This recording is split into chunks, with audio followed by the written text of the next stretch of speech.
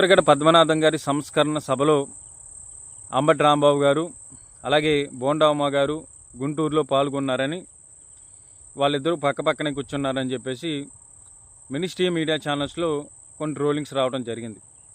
అయితే ఇక్కడ వైసీపీ వాళ్ళతో వేదికను పంచుకోవద్దని చెప్పేసి బోండా ఉమ్మ గారికి ఉక్కు నోటీసులు పంపించారని సోషల్ మీడియాలో పెద్ద ఎత్తున చర్చ నడుస్తోంది. సో ఇక్కడ మొన్న రాజమండ్రిలో ముద్రగడ పద్మనాభం గారి సంస్కరణ సభ జక్కంపూడి రాజా గారి ఆధ్వర్యంలో జరిగింది. సో దాంట్లో జ్యోతుల్ నెహ్రూ గారు, వంగవీటి రాధా గారు, వీళ్ళందరూ కొంతమంది టీడీపీకి సంబంధించినటువంటి ఎమ్మెల్యేలు వీళ్ళందరూ కూడా పాల్గొన్నారు.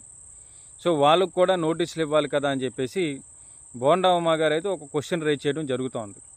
సో నిజంగా యాక్చువల్గా ఆలోచిస్తే ఇక్కడ బోండా ఉమ్మ గారికే ఒక నోటీసులు పంపించారు, కానీ మిగతా వాళ్ళు ఎవరికి కూడా పంపించలేనట్టుగా బోండా ఉమ్మ గారు చెప్తున్నారు.